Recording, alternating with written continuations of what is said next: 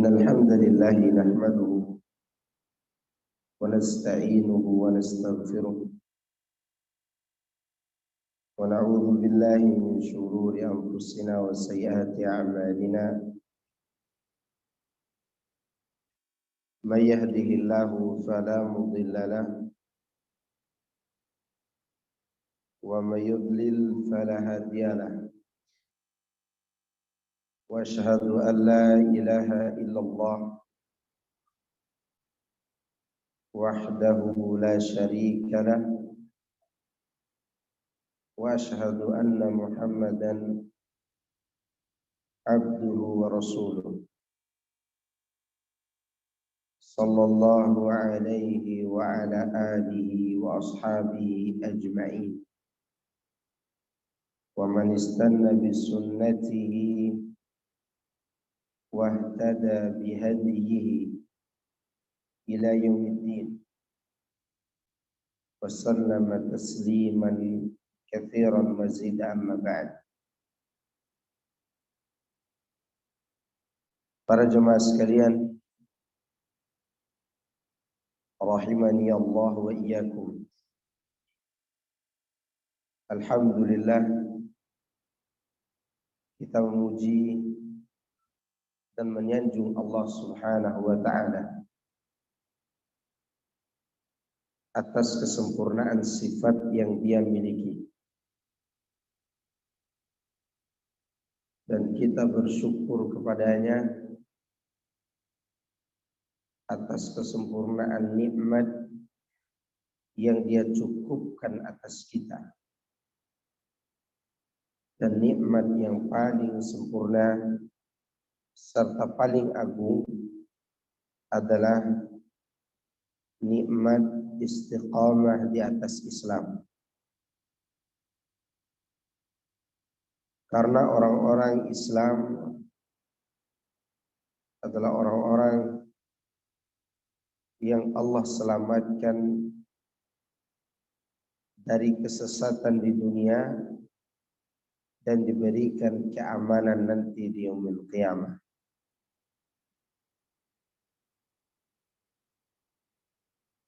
Kemudian cara kita bersyukur kepada Allah terhadap nikmat tersebut adalah dengan cara mentauhidkannya dan beribadah hanya kepada-Nya. Jemaah sekalian, a'azani Allah wa iyyakum. Pada pertemuan kita entah berapa bulan yang lalu, kita membahas beberapa pokok yang berkaitan dengan tazkiyatun nufus.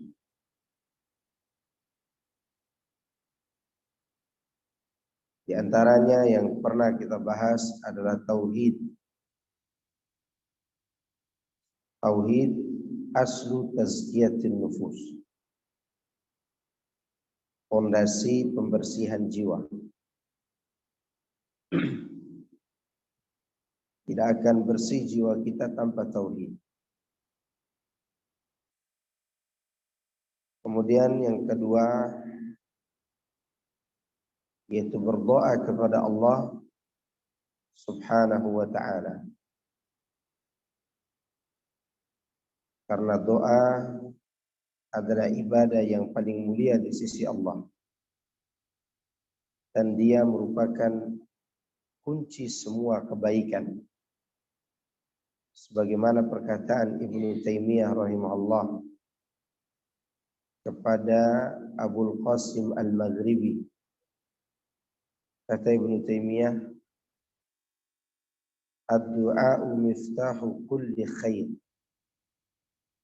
Doa adalah kunci segala kebaikan. Maka mensucikan jiwa pun kita harus berdoa kepada Allah. Sebagaimana Nabi sallallahu alaihi wasallam mengatakan dalam doanya, Allahumma ati nafsi taqwaha wa zakkiha anta khairu man zakkaha anta waliyuha wa maulaha. Ya Allah, berikanlah kepada jiwaku ketakwaannya dan sucikan dia, karena Engkau sebaik-baik yang mensucikannya. Engkaulah pelindung dan penolong. Dalam potongan doa ini terdapat isyarat dari Nabi Sallallahu Alaihi Wasallam bahwa kesucian jiwa itu ada di tangan Allah. Maka kita harus sering-sering memintanya kepada Allah Subhanahu wa Ta'ala agar Allah membersihkan jiwa ini. Oleh karenanya Rasulullah SAW di dalam sujudnya beliau selalu mengulangi doa, Ya muqallibal qulub, tsabbit qalbi ala dinika. Wahai yang membolak-balikkan hati, tetapkanlah hatiku di atas agamamu. Kemudian yang ketiga, di antara pembersih jiwa, yaitu mentadaburi ayat-ayat Al-Quran. Allah Subhanahu wa Ta'ala menjadikannya sebagai manba'u tazkiyatin nufus, sumber daripada kesucian jiwa. Allah mengatakan wa nunazzilu minal Qur'ani ma huwa shifaa'u wa rahmatun lil mu'minin. Dan kami turunkan di dalam Al-Quran itu di antaranya ada obat dan ada rahmat bagi orang-orang yang beriman. Obat bagi penyakit yang ada di dalam hati. Maka oleh karena itu Allah memerintahkan para dai, fadzakir bil Qur'ani may yakhafu wa'id. Berikan peringatan dengan menggunakan Al-Quran bagi siapa saja yang takut akan ancaman. Dan siapa yang tidak mentadaburi Al-Quran, maka dia akan dijauhkan dari kebaikan dan dijauhkan dari kesucian hati. Allah berfirman, afala yatadabbaruna al-Quran am ala qulubin aqfaluha. Tidakkah mereka mau mentadaburi ayat-ayat Al-Quran, atau hati mereka yang telah terkunci mati? Jadi ancaman bagi orang-orang yang tidak mau merenungi ayat-ayat Al-Quran, hati mereka akan dikunci mati. Sebagaimana Allah Subhanahu wa Ta'ala mengunci mati hatinya orang-orang Yahudi tatkala mereka tidak mau lagi merenungkan perintah dan larangan Allah yang ada dalam kitab Taurat mereka. Allah mengingatkan kepada kita tentang hal itu di dalam suratul Hadid, di mana Allah mengatakan, alam ya'ni lil ladzina amanu an takhsha'a qulubuhum li dzikrillah wa ma nazala minal haqq wa la yakunu kal ladzina utul kitaba min qabl fatala 'alaihimul amad faqasat qulubuhum wa katsirun minhum fasiqun.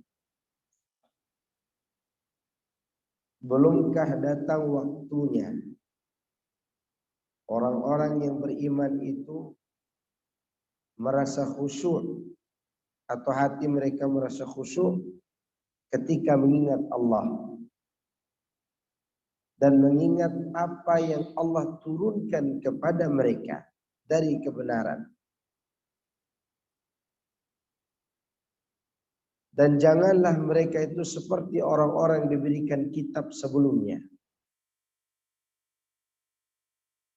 di mana waktu berlalu begitu panjang, hati mereka pun membatu, dan kebanyakan mereka menjadi fasik. Waliyadzubillah. Jadi dulu orang-orang Yahudi, mereka enggan untuk mempelajari kembali kitab Taurat yang ada pada diri mereka. Mereka sibuk merubah kitab tersebut agar mereka melegalkan kesesatan mereka. Inilah peringatan Allah kepada kita agar kita jangan sampai meninggalkan Al-Quran. Dan orang yang meninggalkan Al-Quran berarti ada masalah dengan hatinya. Karena para salaf mengatakan hati yang baik tidak akan pernah kenyang dari Al-Quran.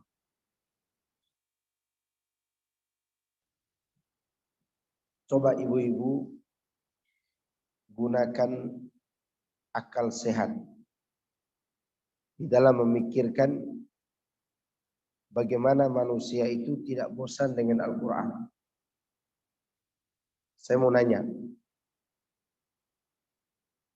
berapa kali seseorang membaca suratul Fatihah ketika melaksanakan sholat wajib dalam sehari? 17 kali. Jadi dia membaca suratul Fatihah dalam sehari itu 17 kali.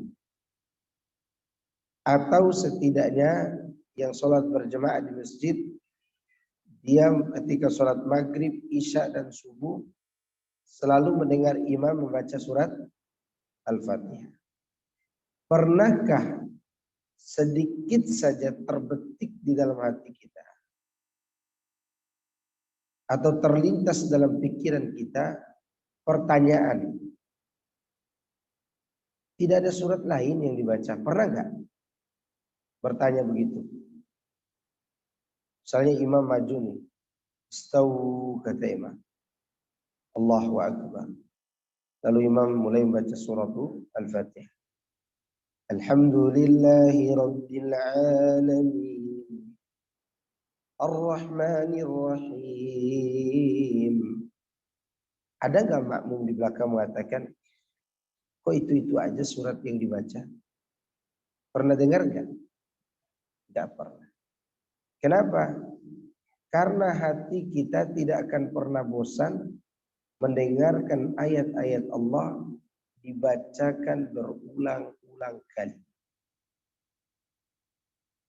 Apalagi suratul Fatihah itu adalah merupakan ummul kitab wa ummul Quran. Induknya seluruh ayat-ayat atau surat dalam Al-Quran. Dulu para sahabat ridwanullah alaihim ajma'in, mereka adalah orang-orang yang sangat cinta kepada ayat-ayat Allah. Oleh karena itu mereka kuat bertahan ketika ujian menerpa mereka. Lihat bagaimana mereka disiksa, dicaci maki, dibuli, diusir, diambil hartanya. Bahkan anak-anak perempuan mereka diceraikan oleh suaminya karena udah berbeda keyakinan. Mereka tetap bertahan di atas Islam. Di antara sebabnya adalah karena turunnya Al-Quran yang berangsur-angsur yang memberi motivasi kepada mereka. Sampai di antara mereka kalau menghadiri kajian Rasulullah SAW, seakan-akan sudah melihat surga dan neraka. Saking indahnya penjelasan yang dijelaskan oleh Rasulullah Sallallahu Alaihi Wasallam melalui wahyu yang Allah wahyukan kepadanya. Ini poin yang sangat penting bagi kita dalam pembersihan jiwa. Sebaliknya orang-orang yang tidak membersihkan jiwa dengan Quran, ancamannya diberikan kesempitan hidup di dunia ini. Allah Subhanahu wa taala berfirman, "Wa man faman a'rada an dzikri fa inna lahu ma'isyatan dhanka wa nahsyuruhu yaumal qiyamati a'ma. Qala rabbi lima hasyartani a'ma wa qad kuntu basira.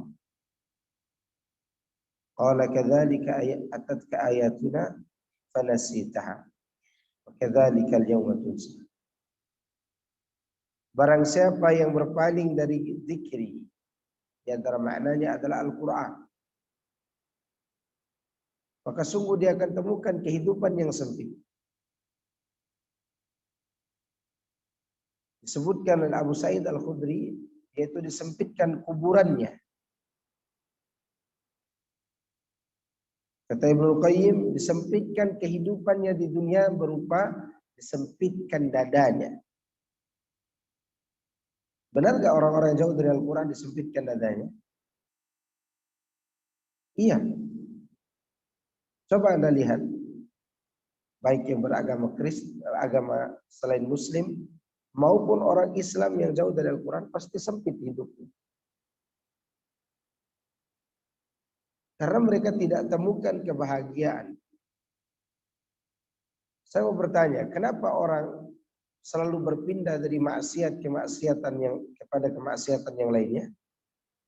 Jawabannya karena dia tidak temukan ketenangan pada maksiat yang dia lakukan. Ada nggak di antara orang-orang yang berselingkuh terang-terangan di depan istrinya? Ada nggak? Nggak ada. Dia sembunyi-sembunyi, itu pun tidak tenang lagi. Dia cari kebahagiaan. Ketika berselingkuh tidak memuaskan dia, maka dia akan lari pada maksiat berikutnya, yaitu mabok-mabokan. Ketika dia tidak temukan juga itu, maka dia akan lari pada maksiat yang tidak pernah dilakukan oleh orang normal, seperti LGBT. Ya enggak? Kenapa mereka lari ke sana? Karena sudah tidak menemukan kebahagiaan. Lalu kemana kebahagiaan itu lari? Kebahagiaan itu hilang bersama hilangnya kecintaan hati kepada Al-Quran. Hilang kebahagiaan. Hilang ketenangan itu.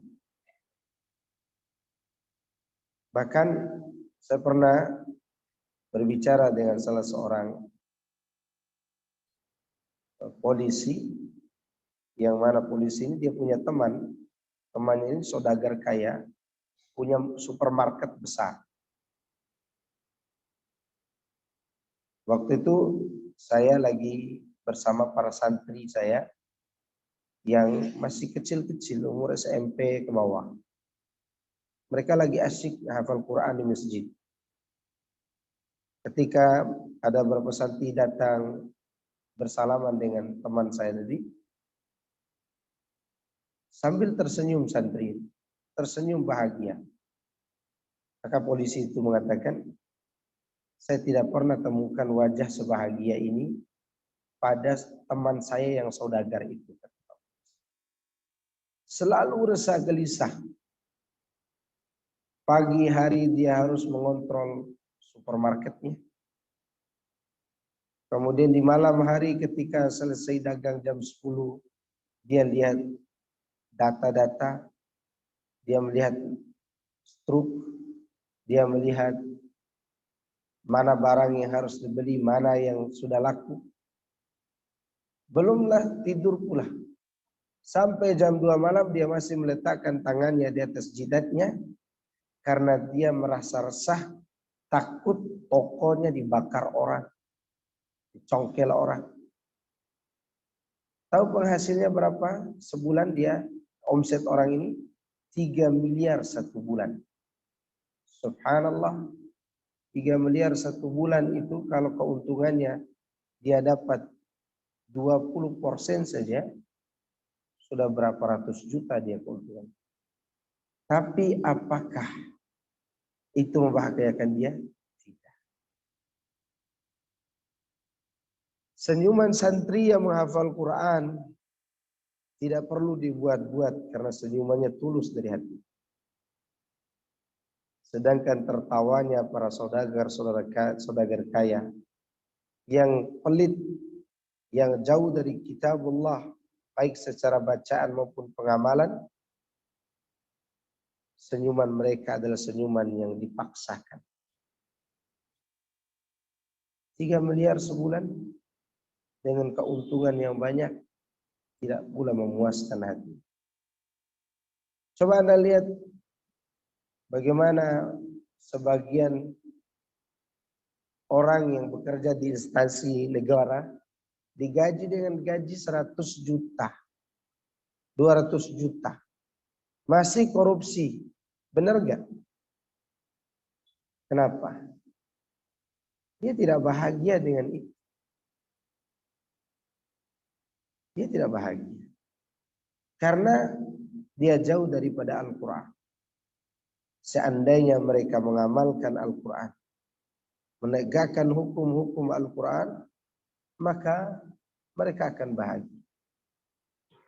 Ada yang bertanya, Ustadz, kenapa para pemimpin-pemimpin yang zalim tidak diazab oleh Allah?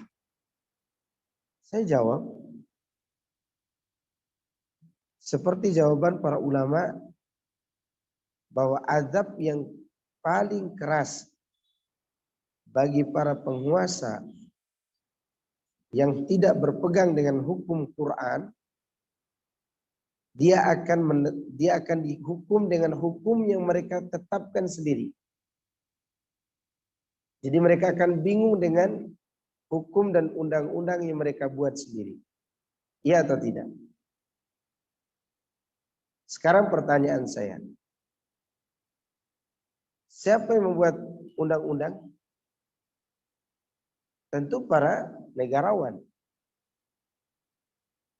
Tapi siapa yang pertama kali melanggar undang-undang itu? Mereka sendiri. Karena mereka memenjarakan diri mereka pada hukum yang tidak Allah turunkan. Pasti membingungkan. Makanya kita selalu melihat ada perubahan undang-undang setiap tahun. Ya enggak? Dirubah lagi. Setiap pergantian pemimpin dirubah lagi. Karena dia tidak bisa memberikan kemaslahatan. Maka itulah cara Allah menghukum mereka. Mereka dibuat bingung dengan apa? Hukum yang mereka bikin sendiri. Dan lebih ajibnya, kalau kita melaporkan kepada mereka, kepada hak orang-orang yang berhak, pihak yang berwajib, kita melaporkan kehilangan kambing. Untuk menemukan kambing itu kita harus mengorbankan seekor sapi. Ya enggak? Bingung. Kita harus jual sapi dulu, baru kita temukan apa? Kambing. Itu pun kalau ditemukan. Itu semua karena jauhnya seseorang dari kitabullah. Maka Nabi SAW pernah berkata kepada Allah, wa qala ar-rasul, ya Rabbi inna qaumi ittakhadhu hadzal Qur'ana mahjura. Rasul berkata kepada Allah, wahai Rabbku, kata Rasul sallallahu alaihi wasallam, sesungguhnya umatku, kaumku telah menjadikan Quran ini sebagai sesuatu yang ditelantarkan. Tidak dipelajari bacaannya. Kalaupun dipelajari bacaannya, tidak dipelajari juga bagaimana mentadaburinya. Sibuk belajar baca saja tanpa apa? Merenungkan isinya. Kemudian kalaupun dia sudah renungkan, dia tidak amalkan juga. Atau kalau dia amalkan, hanya dia amalkan sendiri tanpa dia ajarkan kepada orang lain. Mereka semua ini dikeluhkan oleh Nabi kepada Allah. Maka oleh karenanya jangan sampai kita tergolong orang-orang yang dilaporkan oleh Nabi SAW kepada Allah. karena kita menjauhi kitab Allah. Ini kesempitan hidup di dunia. Namun nanti di yaumul qiyamah dia juga, dan nanti di yaumul qiyamah dia akan dihukum dengan dibutakan mata. Di mana Allah katakan, dan kami kumpulkan dia di mahsyar dalam keadaan buta. Kemudian dia berkata kepada Allah, ya Rabb, kenapa kau butakan mataku hari ini? Padahal dahulu di dunia aku bisa melihat. Lalu Allah pun menjawab, demikian keadaanmu sebagaimana dulu di dunia engkau menelantarkan ayat-ayatku, sekarang engkau dilupakan dan ditelantarkan. Ini mengenai pentingnya tadabbur Al-Quran. Kemudian yang ketiga, kemudian yang keempat, di antara kaidah mensucikan jiwa, menteladani Rasulullah sallallahu alaihi wasallam. Allah berfirman, laqad kana lakum fi Rasulillah uswatun hasanah liman kana yarjullaha wal yawmal akhir wa dzakarallaha katsiran. Sungguh telah ada pada diri Rasulullah sallallahu alaihi wasallam suri tauladan yang baik. Bagi siapa? Yaitu bagi mereka yang berharap bertemu dengan Allah dan berharap hari akhir yang baik dan banyak berzikir kepada Allah. Berarti kita menteladani Nabi sallallahu alaihi wasallam dalam urusan apa ini? Urusan dunia apa urusan agama? Jawab. Urusan apa? Agama. Kalau urusan dunia terserah kita selama tidak melakukan yang haram. Kita mau pakai kamera kah? Mau pakai mic? Mau pakai apa ini yang besar ini? Ya. Mau duduk di atas meja, di atas kursi, menggunakan HP, itu tidak ada urusan.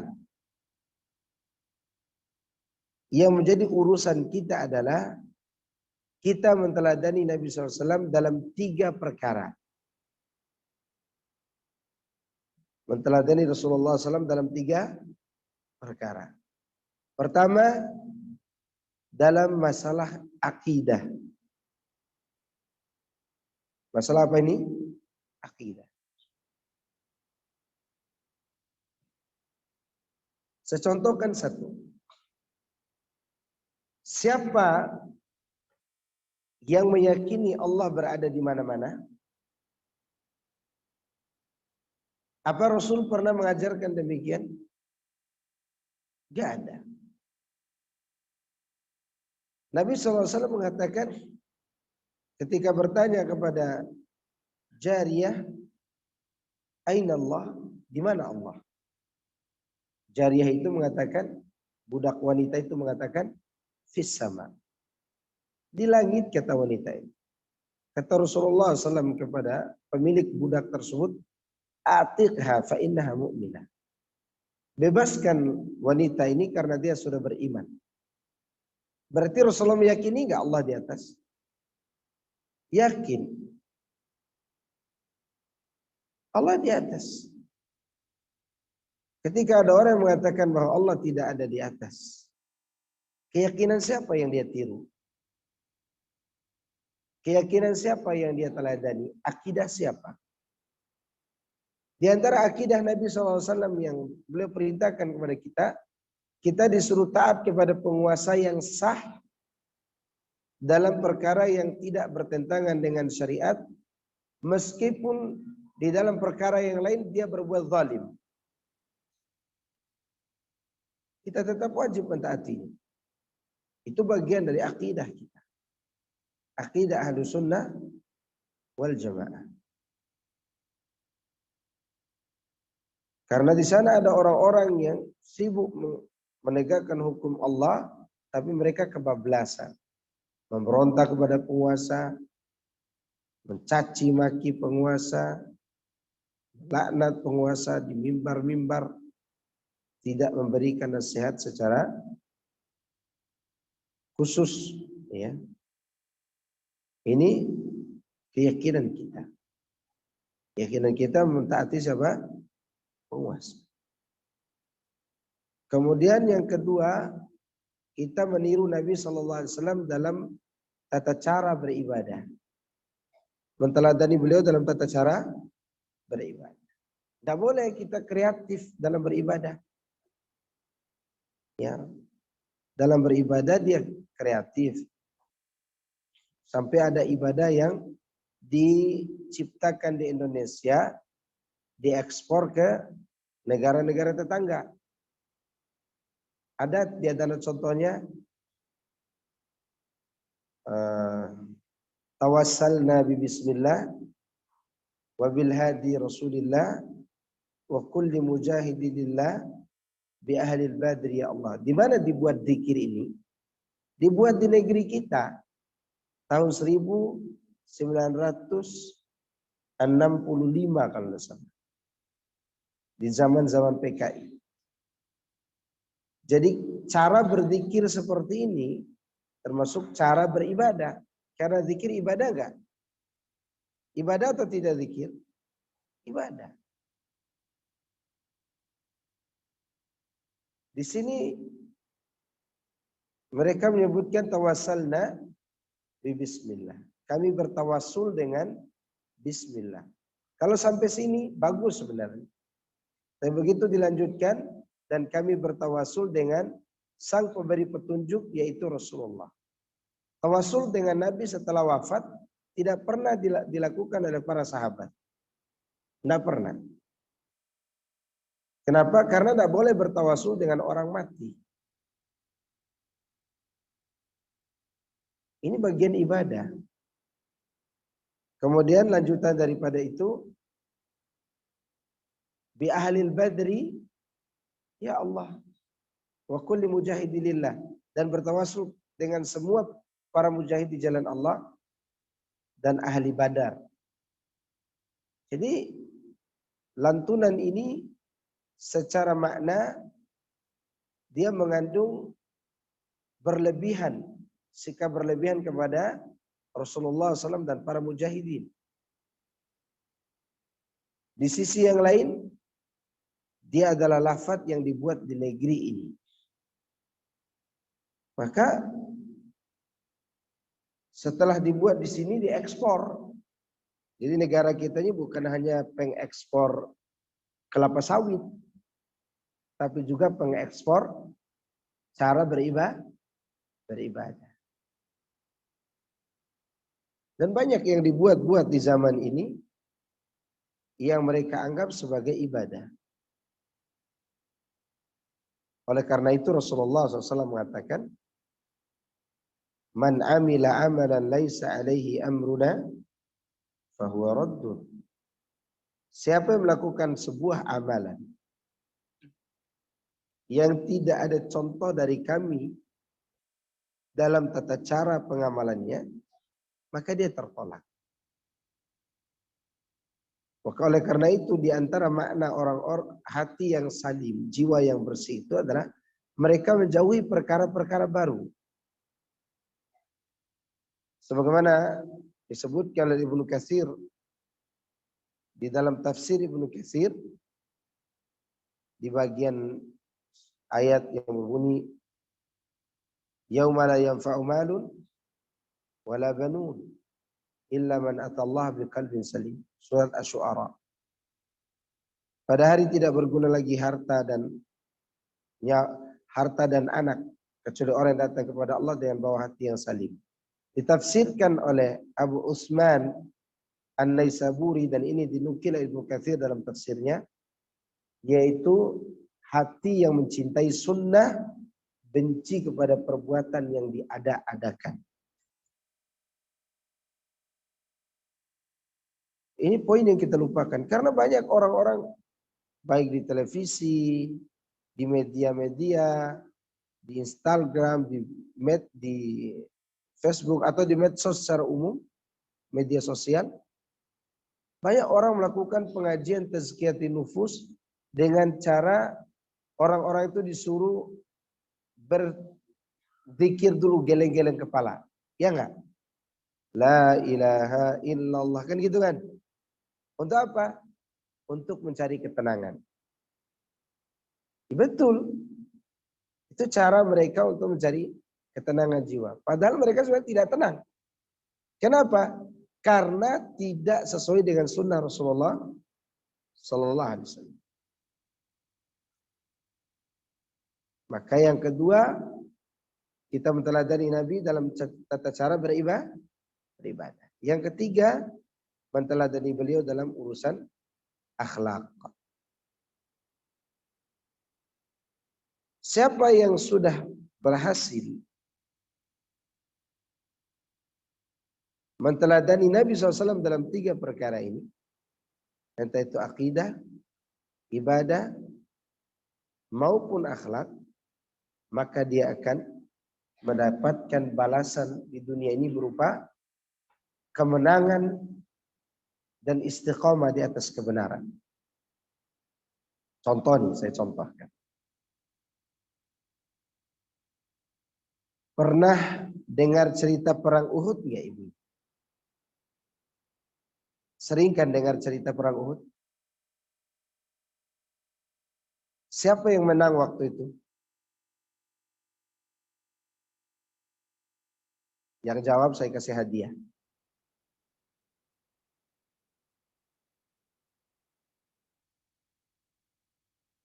Angkat tangan, nanti ada panitia yang lihat angkat tangan. Siapa yang menang? Ini tolong ambil mic nih, biar saya dengar jawabannya.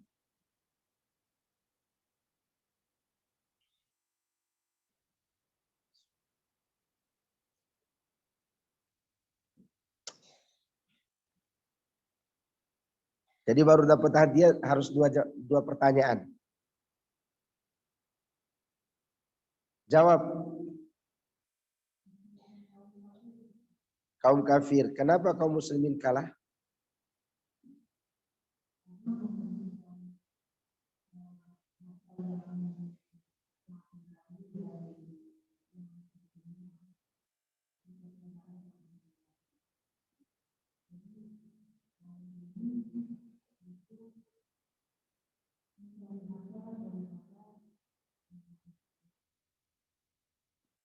Intinya mereka menyelisih perintah Rasulullah SAW. Kasih hadiah. Walaupun jawabannya belum sempurna. Yang sempurna adalah mereka beranggapan mereka boleh mengumpulkan harta rampasan perang setelah kelihatan mereka menang. Padahal perintahnya menang atau kalah tetap berada di atas bukit para pemanah. Ya.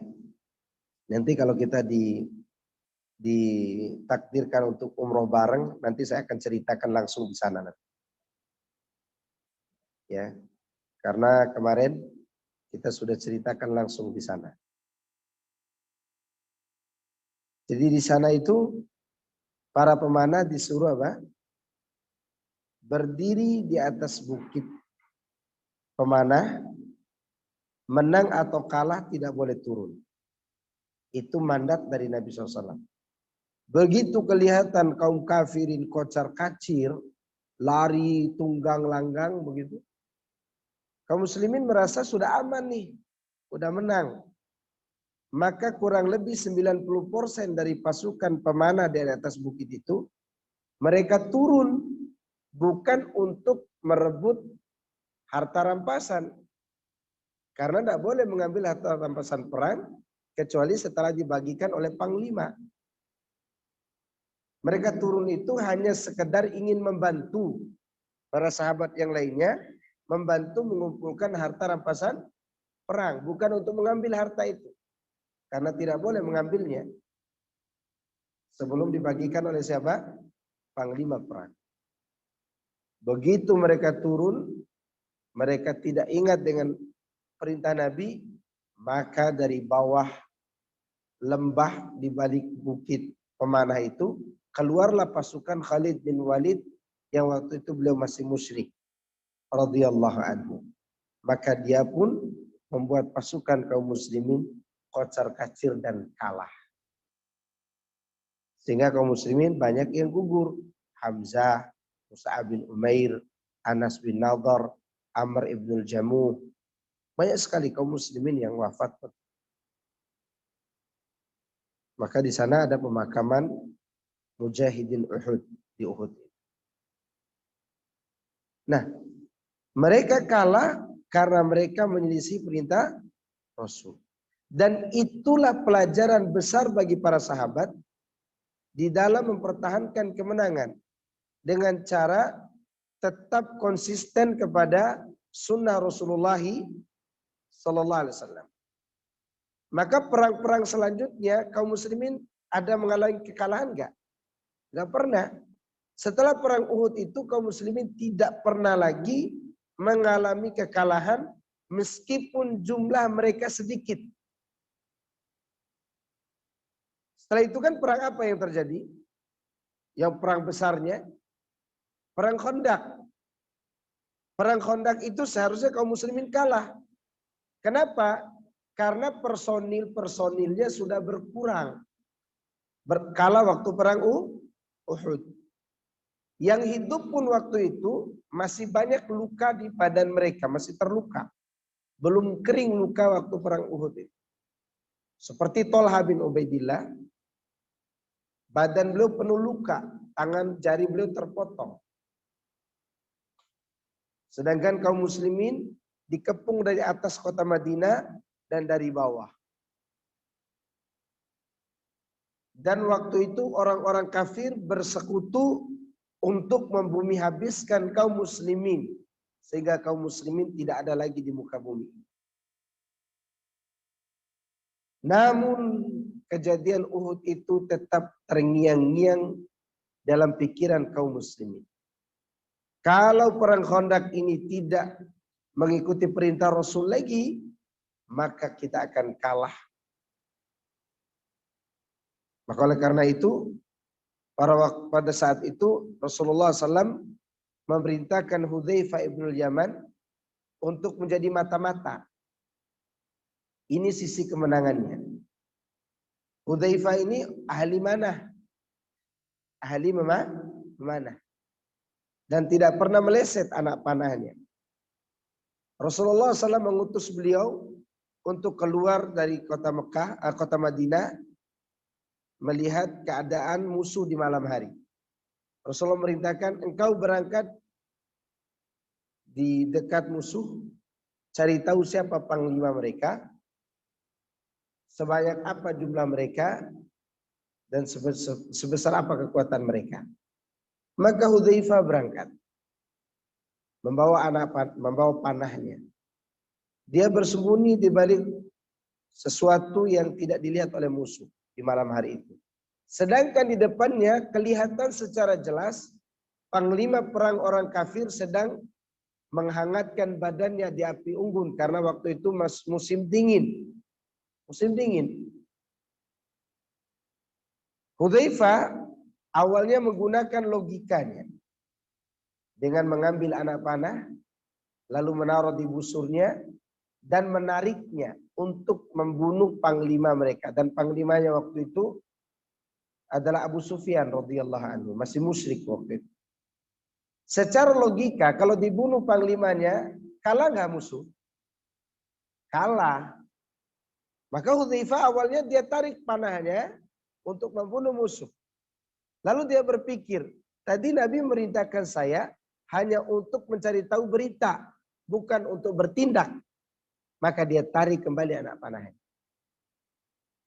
Kenapa? Karena dia ingat waktu perang Uhud, kekalahan waktu itu berdasarkan melanggar perintah Nabi. Maka dia letakkan panahnya. Lalu dia kembali. Ternyata kemenangan yang didapatkan waktu perang Khandaq itu bukan hanya mempertahankan kota Madinah, tetapi orang-orang musyrik yang menjadi panglima perang pada saat itu masuk Islam. Di antaranya siapa? Abu Sufyan. Sekiranya Abu Sufyan dipanah oleh Hudzaifah waktu itu, maka pasti tidak akan ada kaum muslimin sampai hari ini. Tidak akan ada. Kenapa? Karena kalau kota Madinah waktu itu kalah, tidak ada lagi orang Islam yang menyembah Allah di muka bumi. Maka oleh karena itu, Hudzaifah tidak mau melakukan kesalahan dua kali. Kesalahan mendahulukan logika daripada perintah Rasul. Maka para sahabat itu selalu mengucapkan apa? Sami'na wa ata'na. Kalau Yahudi, sami'na wa asayna.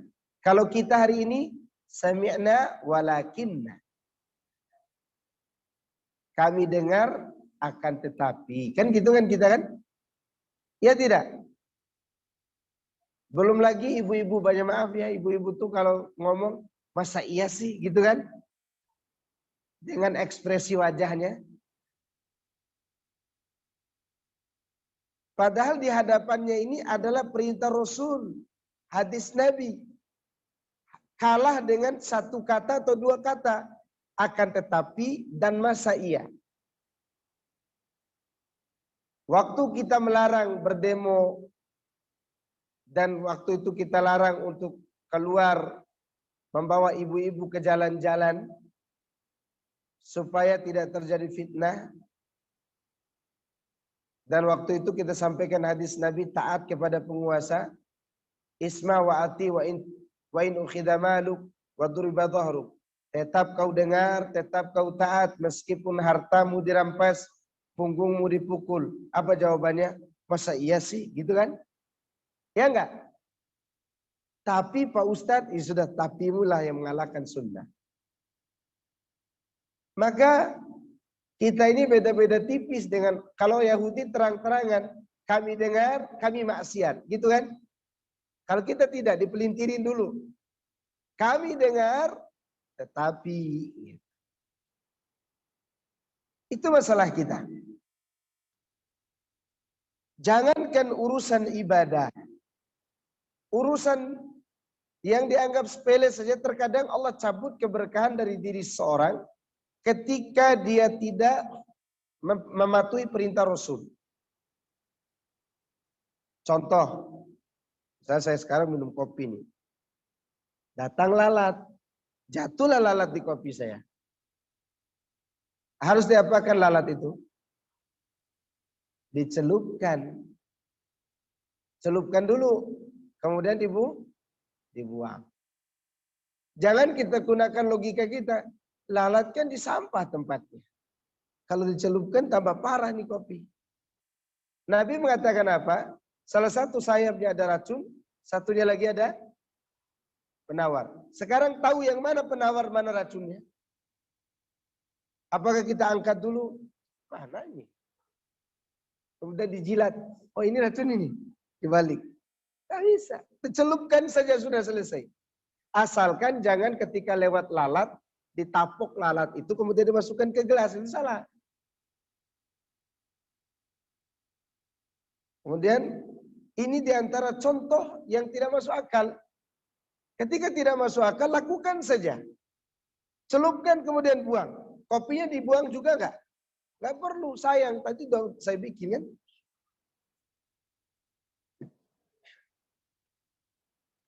Minumlah kopi itu. Demikian juga Aisyah radhiyallahu anha ketika makan ada kucing juga ikut makan di piringnya. Ada apa?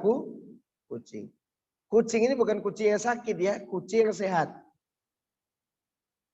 Aisyah memisahkan tuh bekas makan kucing mau dibuang. Kata Nabi jangan dibuang. Alasannya apa? Sesungguhnya dia innaha minat tawafina alaikum. Karena kucing itu termasuk binatang yang tidak bisa dihindari. Maka bekasnya tidak najis.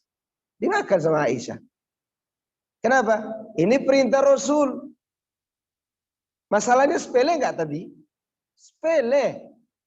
Masalah makanan. Contoh lagi. Dulu ada Abu Ubaid. Abu Ubaid ini termasuk sahabat Nabi yang jago masak. Dulunya dia dia seorang budak, kemudian dimerdekakan oleh Tuhan. Abu Ubaid suatu hari didatangi Nabi SAW. Ketika dia tahu Nabi mendatangi rumahnya, dia segera sembelih kambing. Para sahabat itu tahu makanan kesukaan Nabi dari kambing itu apanya? Paha depannya. Namanya dhira, bagian depannya. Lalu Abu Ubaid memasaknya dengan menggunakan kuah. Dan memasak itu saja, tidak memasak semua kambingnya. Hanya memasak bagian depan kaki kambing itu. Karena dia tahu Rasulullah menyukainya dan agar cepat matang juga. Akhirnya Rasulullah memakan satu. Selesai beliau memakannya, kata Nabi kepada Abu Ubaid, "Ya Abu Ubaid, nawilni dhira," minta satu lagi. Kira-kira di periuk masih ada enggak? Hah? Ada atau tidak ada? Tidak ada. Sudah dimakan oleh Nabi, sudah dua nih. Selesai dimakan, Nabi meminta lagi. Kan tadi di periuk sudah tidak ada kan? Ya Abu Ubaid nawilni dhira. Wahai Abu Ubaid, minta satu lagi. Abu Ubaid heran. Ya Rasulullah, sejauh mana Anda mengetahui jumlah kaki depannya kambing? Kan itu pertanyaannya. Sekarang pertanyaan saya kepada yang hadir. Siapa yang menang secara logika? Abu Ubaid atau Rasul? Abu Ubaid. Abu Ubaid yang menang secara logika, secara akal. Karena yang ditahu oleh kita, oleh Abu Ubaid dan Rasul SAW, kaki depan kambing itu jumlahnya berapa? 2. Namun Abu Ubaid lupa bahwa ini juga bagian dari perintah siapa? Rasulullah SAW. Lalu Abu Ubaid menanyakan, "Ya Rasulullah, sejauh mana Anda mengetahui jumlah kaki depan kambing?" Artinya sudah habis. Maka Rasulullah mengatakan kepada Abu Ubaid, "Lau lam tas'alni lanawaltani dhira' ma da'u." Seandainya engkau tidak menanyakan kepadaku tadi, maka engkau akan terus menemukan kaki depannya kambing di dalam periuk. Selama aku minta. Keberkahan periuknya Abu Ubaid hilang dalam sekejap gara-gara satu pertanyaan yang tidak masuk akal. Ini urusan makanan, ibu-ibu. Hadis ini riwayat Imam Tirmidzi dan beliau bawakan dalam Syama'ilil Muhammadiyah. Bagian makanan-makanan kesukaan Nabi. Cerita ini memberikan pelajaran bagi kita dalam urusan makanan ketika orang menolak perintah Nabi hanya karena tidak masuk akal dia, hilang keberkahannya. Lalu bagaimana kalau itu dalam urusan ibadah? Dalam urusan jilbab misalnya bagi ibu-ibu. Kan ada orang kalau disuruh pakai jilbab. Ibu-ibu pakai jilbab yang bagus ya. Supaya disayangi Allah. Apa jawabannya? Tapi Pak Ustadz panas. Ya kan? Gerah kalau ke pasar. Sekarang pertanyaan saya, mana lebih panas, neraka apa pasar? Neraka. Dan para wanita itu disuruh berjilbab. Jangan pakai logika lagi. Ustadz, kalau hati belum pakai jilbab, maka tidak pantas kita pakai jilbab. Terus, ya yang penting hati dulu yang dipakaikan jilbab. Jilbab ukuran apa? Coba, ibu-ibu yang mengatakan demikian, yang penting hati dulu dijilbabin. Suruh aja dia naik motor, jangan suruh pakai helm. Ketemu Polantas, kata Polantas, "Ibu berhenti dulu, Anda melanggar lalu lintas. Melakukan pelanggaran lalu lintas." "Kenapa?" kata ibu-ibu itu. "Anda tidak pakai helm." "Pak, yang penting hati dulu yang dipakaikan helm." Berani nggak dia katakan begitu? Kalau dia katakan begitu, masalah hati Anda dipakaikan helm atau tidak, itu urusan Anda. sekarang Anda tidak pakai helm di kepala, maka Anda ditilang. Ditilang nggak oleh polisinya? Ditilang. Lalu bayangkan kalau Anda katakan itu di hadapan Allah yang memerintahkan Anda untuk berjilbab. Demikian Rasulullah SAW mengajarkan kepada para wanita sebagaimana perintah Allah. Ya ayuhan nabi, qul li azwajika wa banatika wa nisa'il mu'minin yudnina 'alaihinna min jalabibihinna.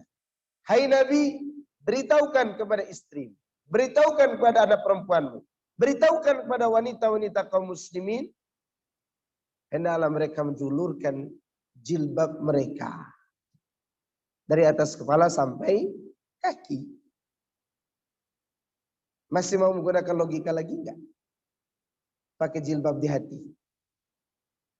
Nanyakan kepada orang seperti itu, ukuran apa jilbab hati Anda? Agar kita semua mengetahui apa yang mereka inginkan. Sebenarnya mereka inginkan adalah ingin menjauhi perintah Rasulullah sallallahu alaihi wasallam. Maka orang-orang yang menteladani Nabi sallallahu alaihi wasallam dijanjikan oleh Allah Subhanahu wa taala melalui lisan Rasul mereka akan masuk surga. Kata Nabi sallallahu alaihi wasallam, "Kullu ummati yadkhuluna al-jannah illa man aba." Qalu ya Rasulullah wa man ya'ba? Qal man ata'ani dakhala al-jannah wa man 'asani faqad aba. Seluruh umatku akan masuk surga kecuali yang tidak mau. Nah, pertanyaan anak, ada yang tidak mau masuk surga enggak di sini? Enggak ada. Semua orang mau masuk surga, ya enggak?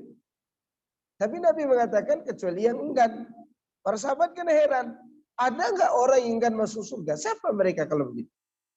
Rasulullah SAW menjawab, siapa yang mentaati aku, dialah yang masuk surga. Artinya menteladani aku. Dan siapa yang mendurhaki aku, artinya dia tidak mau meniru Rasulullah SAW. Maka dialah yang enggan masuk surga. Walaupun dia beribadah, iya. Walaupun beribadah, kalau dia tidak mengikuti Rasul, maka tetap tidak diterima oleh Allah amal. Saya mau nanya kepada ibu-ibu. Mana contoh amal seseorang tidak diterima oleh Allah, padahal dia beramal? Ada yang bisa sampaikan contohnya enggak? Serta dalilnya. Saya kasih hadiah juga. Dari panitia ada hadiahnya. Ada amal yang dikerjakan padahal itu baik, tapi tidak diterima oleh Allah, bahkan dia diancam dengan azab. Sebutkan contohnya dan dalilnya. Yang mudah saja.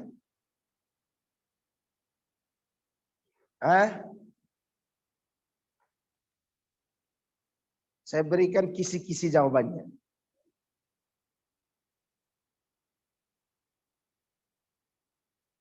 Coba perhatikan surat Al-Ma'un.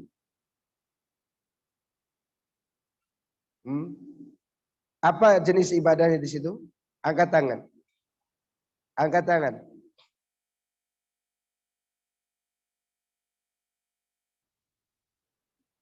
Jawab.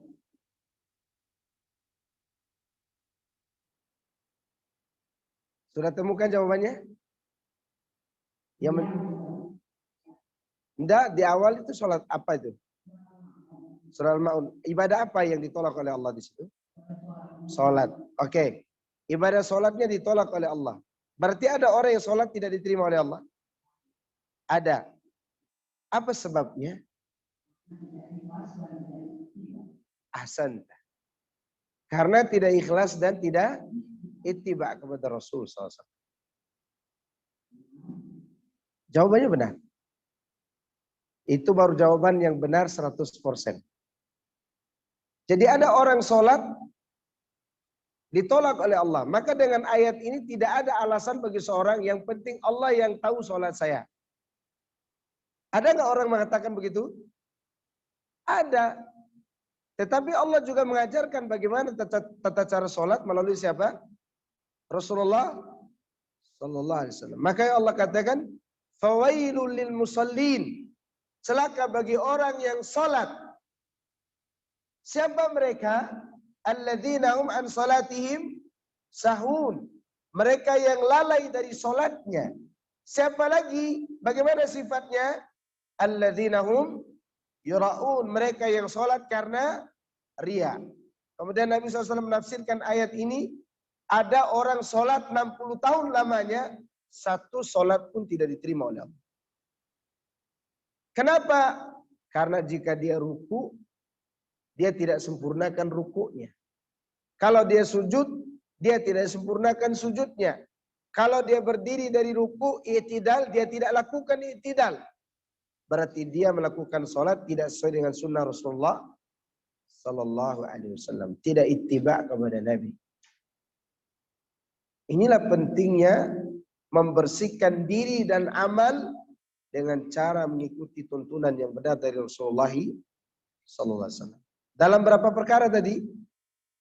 3. Yang pertama, akidah. Yang kedua, cara beribadah. Yang ketiga, akhlak. Dan ada akhlak yang dianggap oleh kita akhlak, tapi itu bertentangan dengan syariat. Contoh, mencium kaki guru. Boleh nggak? Nggak boleh. Ada orang mencium kaki Habib, mencium kaki Ustadz. Subhanallah, sangat-sangat hina orang-orang yang menciumnya. Dan yang tidak tahu malu itu yang dicium kakinya. Nabi SAW pernah nggak mengajarkan itu pada para sahabat? Seluruh tubuh Nabi itu berkah. Dari ujung kepala sampai ujung kaki berkah. Seandainya para sahabat setiap hari datang mengusap keringat beliau, kemudian mereka beginikan di wajah mereka, boleh nggak? Boleh. Boleh mereka lakukan itu. Tapi pernah nggak para sahabat setiap hari datang Nabi minta keringat gitu? Nggak pernah. Itu ketiak Nabi kalau diginikan, dijadikan minyak wangi di baju kita, jadi wangi. Ya kalau ketiak ustadz diginikan bau jengkol. Ya enggak? Itu beda kita dengan Nabi. Tapi tidak pernah kita temukan Nabi menyuruh sahabatnya mencium kakinya. Sebagai bentuk akhlak kepada Nabi. Pernah enggak Nabi melakukannya? Apa? Pernah suatu saat Mu'adz bin Jabal pulang dari Yaman, datang menemui Nabi SAW di Madinah, sujud di hadapan Nabi. Nabi melarang, jangan sujud. Apa alasan Mu'adz? Alasannya adalah, aku temukan pembesar-pembesar orang-orang Nasrani di Yaman, dihormati oleh kaumnya dengan cara sujud. Nabi melarang. Kemudian Nabi mengatakan, andai boleh manusia sujud kepada manusia sebagai tanda hormat, maka aku suruh para ibu-ibu, para wanita sujud kepada suami mereka. Tapi tidak boleh. Nggak boleh. Ini hari ini kita temukan ada Habib dicium kakinya. Ya. Kemudian sujud di hadapan kiainya. Ini perkara yang diharamkan. Lalu mereka katakan inilah akhlak. Akhlak siapa? Akhlak yang dibuat-buat.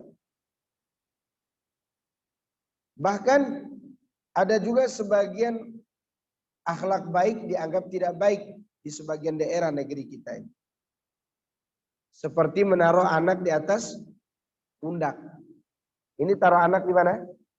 Di atas pundak. Anak kecil ditaruh di atas pundak. Dibawa diajak main. Ini Nabi lakukan kepada Hasan dan Husain. Lalu sebagian daerah kita tidak membolehkannya. Takut menjatuhkan martabat orang tuanya. Itu menurut kita. Tapi Nabi SAW melakukannya. Sebagaimana diriwayatkan oleh Imam Bukhari dalam kitabnya Adabul Mufrad. Di bagian akhlak kepada, adab kepada anak-anak.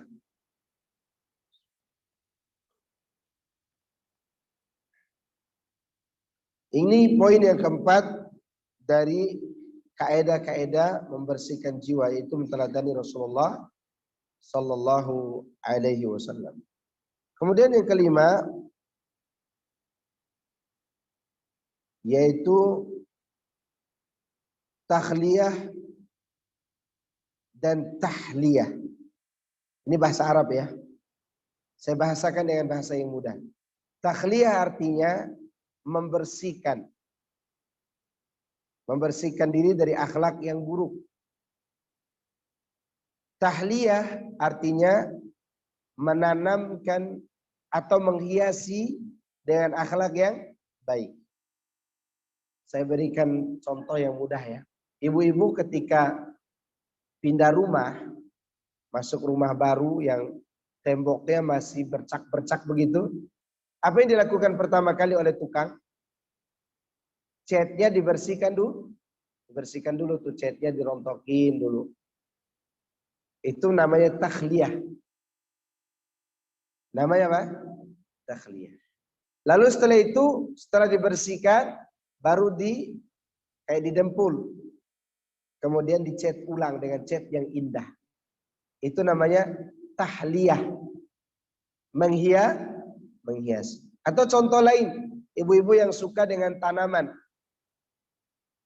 Sebelum menanam bunga itu, atau sebelum menanam cabai atau yang lainnya, apa yang dilakukan pertama kali oleh petani atau penanam?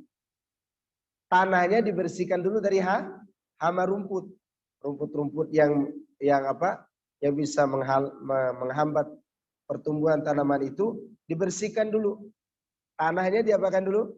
Dibersihkan. Dikasih dulu pupuk kandang atau pupuk urea.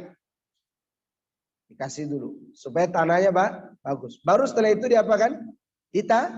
Ditanam. Demikian juga jiwa kita. Ada akhlak-akhlak yang buruk yang kita miliki, itu dibersihkan dulu tuh, disingkirkan dulu. Baru setelah itu kita menanamkan akhlak yang baik. Disebutkan oleh Syekh Abdul Razak, inna haqiqatat tazkiyah takhliyatun nafsi awalan bitathhiriha 'anil radha'il wal ma'asi wad dhunub, thumma tahliyataha ba'da dzalika bi fi'li ta'ati wal qurbat. Hakikat pensucian jiwa adalah dengan cara menyingkirkan atau membersihkan akhlak-akhlak yang rendah atau menyingkirkan dosa-dosa dan maksiat. Baru setelah itu dihiasi dengan perbuatan ketaatan dan kedekatan kepada Allah. Mana contohnya? Ibu-ibu. Contohnya Nabi Adam alaihissalam. Nabi Adam diusir dari surga, kenapa? Kenapa dia diusir dari surga, ibu-ibu? Karena melakukan apa yang dilarang oleh Allah. Lalu apa yang dilakukan Nabi Adam setelah itu, setelah diturunkan ke bumi? Bertaubat. Itulah takhliyah. Dia lepaskan diri dulu dari perbuatan maksiat tadi dengan cara apa? Bertaubat. Baru setelah itu Nabi Adam menghiasi dengan apa? Dengan hidayah dan ibadah. Maka Allah katakan tentang masalah zakat ya. Zakat itu fungsinya apa? Membersihkan.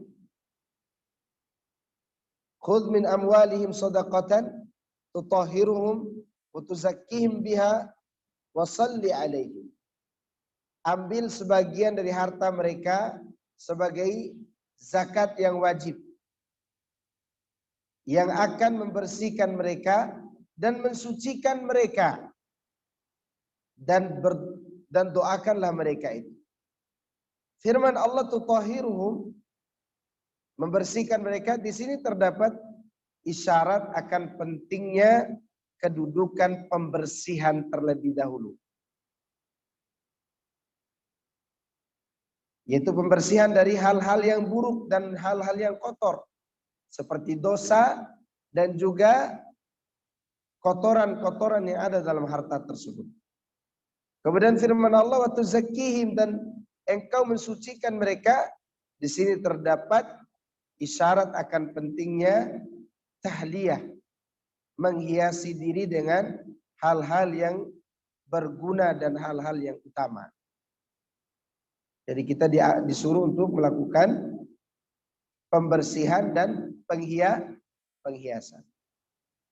Disebutkan Nabi SAW dalam sebuah hadis, innal abda idza akhta'a khati'atan nukitat fi qalbihi nuktatun sauda fa idzan huwa naza'a wastaghfara wa taba suqila qalbuhu wa in 'ada Zaidun zida fiha hatta ta'lu qalbah wa huwa ar-ranu alladhi dzakara Allah kalla bal rana 'ala qulubihim ma kanu yaksibun.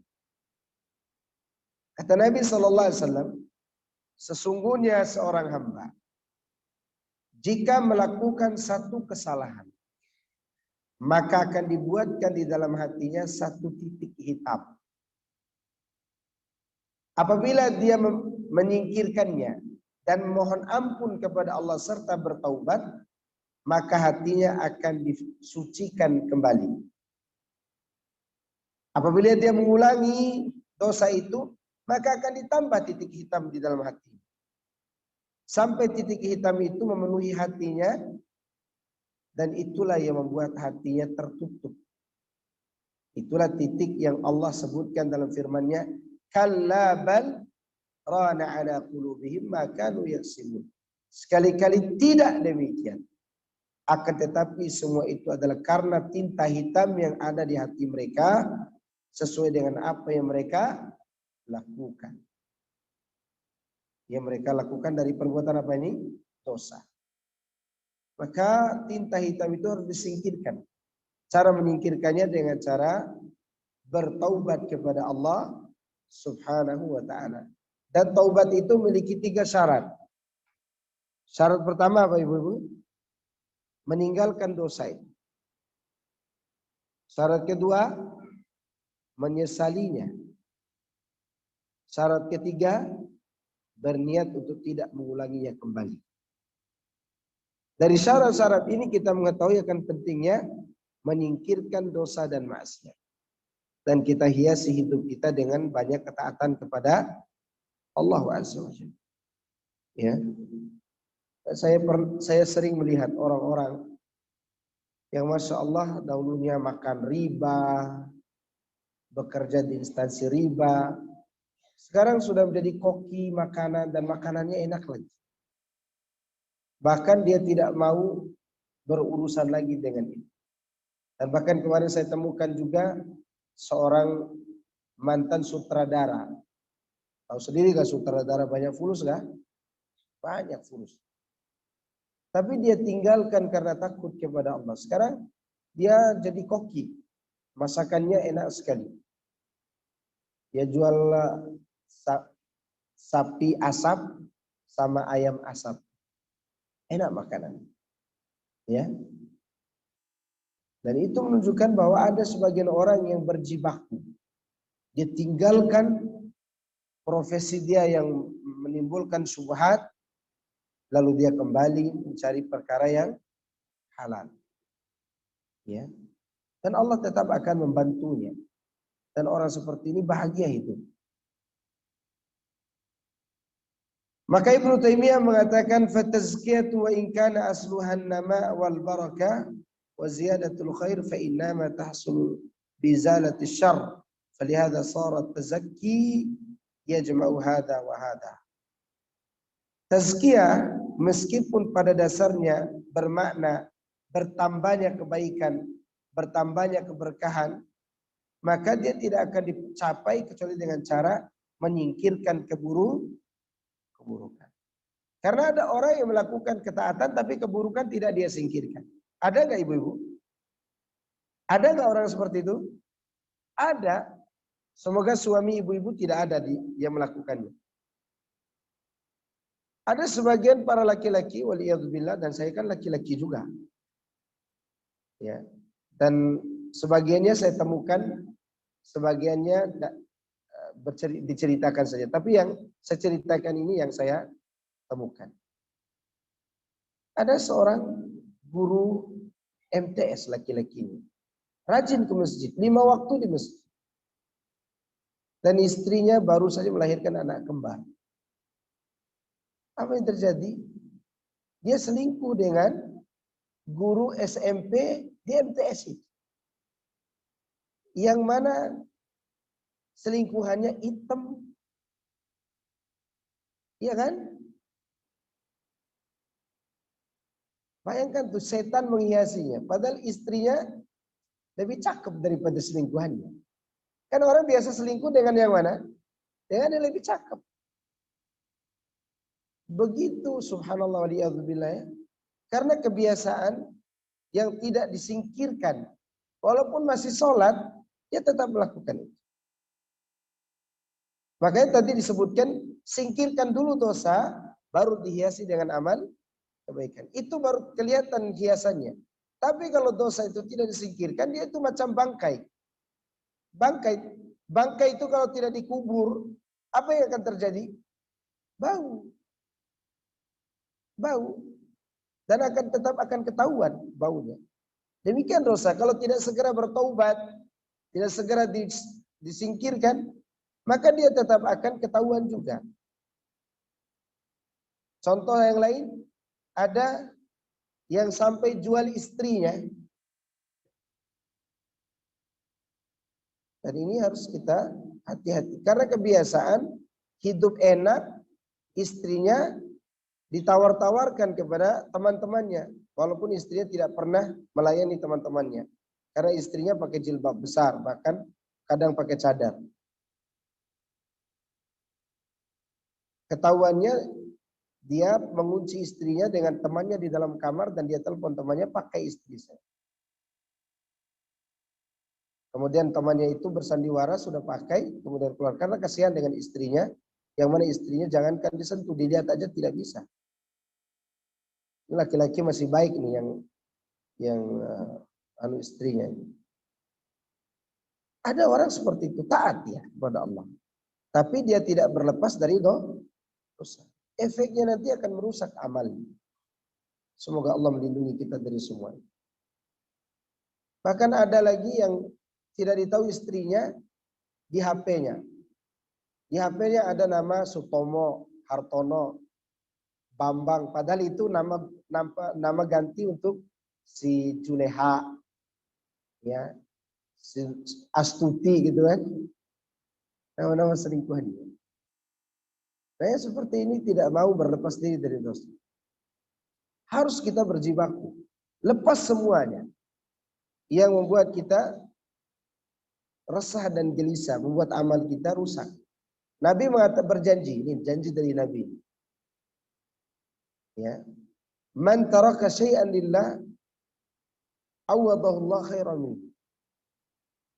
Barang siapa yang meninggalkan suatu dosa karena Allah, Allah akan ganti dengan yang lebih baik dari itu. Ini janji siapa ini? Janji Rasulullah SAW. Janji Allah melalui lisan Rasulullah SAW. Berapa banyak orang yang betul-betul yakin dengan hadis ini, kalau Allah ganti yang lebih baik. Tapi niatnya bukan untuk dunia.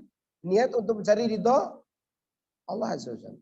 Udah urusan dunia itu gampang bagi Allah kalau kita cari ridho Allah Subhanahu wa taala. Kan Allah itu Maha Kaya, ya enggak? Kita minta saja kepada Allah.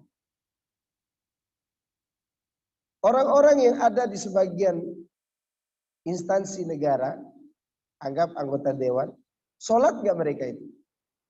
Korupsi? Jalan. Kenapa? Karena biasa berbuat maksiat yang tidak dilepaskan. Apalagi kalau sudah berdasi, hidupnya harus mewah. Ibu-ibunya tasnya harus mahal, ya enggak? Kalau enggak mahal tasnya, malu kepada teman-temannya, akhirnya suaminya disuruh apa? Korupsi. Berarti di sini harus ada peran ibu-ibu juga membersihkan suaminya. Dan ada ibu-ibu seperti itu, Masya Allah, luar biasa. Dan ini cerita suaminya kepada saya. Ustadz, dulu saya korupsi puluhan miliar. Sampai ditemukan di mobil saya dan di kamar saya uang kalau salah 7 miliar. Waktu saya korupsi. Dan ini saya tidak ceritakan nama orangnya, tapi cerita ini saya ceritakan. Ini bukan gibah, karena saya tidak sebutkan identitas. Istri saya itu baik sekali, Ustaz.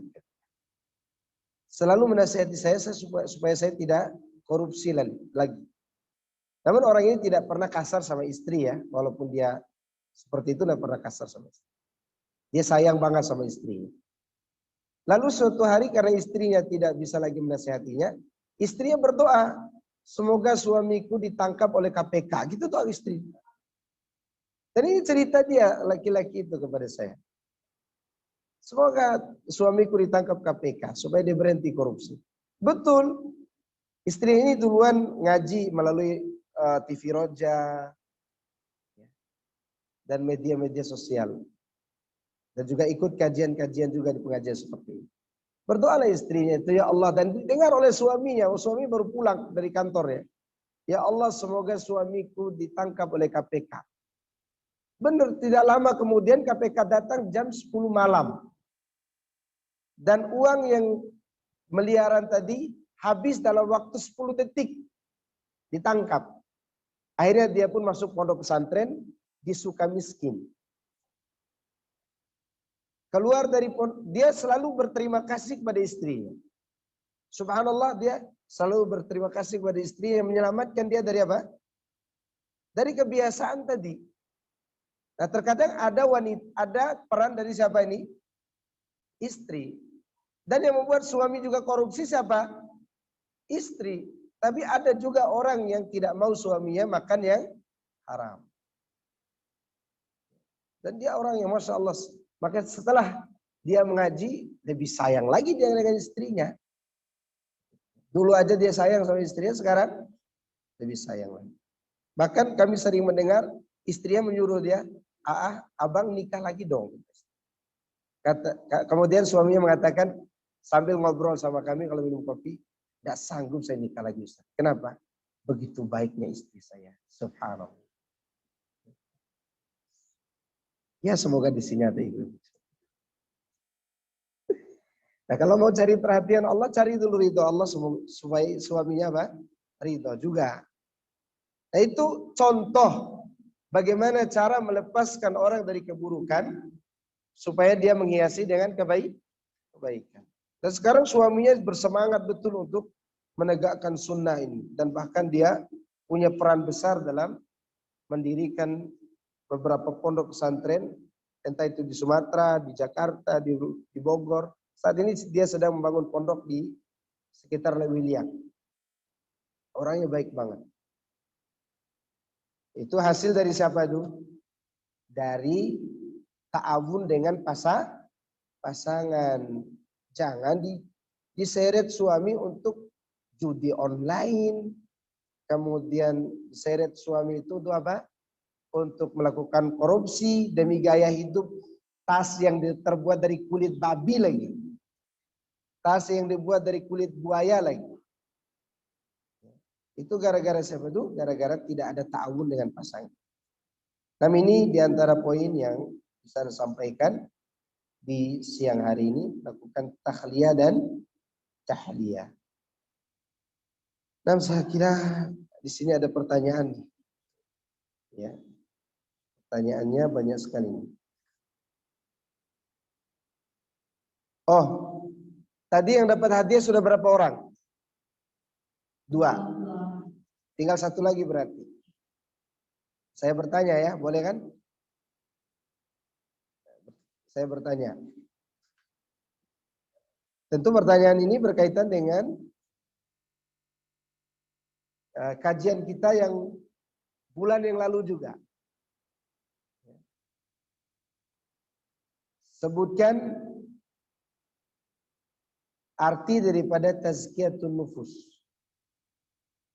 Dan jelaskan sedikit saja bagaimana cara mentazkiyah. Apa arti tazkiyatun nufus?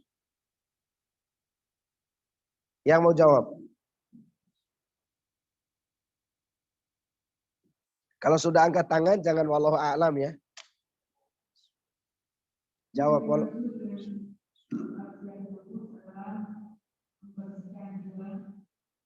Dengan cara pada umumnya dengan cara apa? Mentaati. Ya. Dan baik, barakallahu fikum. Dengan cara mentaati perintah-perintah Allah dan Rasulullah SAW dan menjauhi hal-hal yang merusak jiwa itu dari perbuatan dosa dan maksiat. Tafadhal, dapat hadiah yang ketiga. Ini pertanyaan ya untuk saya. Kalau saya bertanya dapat hadiah ibu ya. Tapi kira-kira kalau saya bisa jawab pertanyaan ibu-ibu, kasih hadiah nggak ya? Bismillah Ustaz, jika sholat tidak diterima, apakah masih ada ganjaran baik dari ia?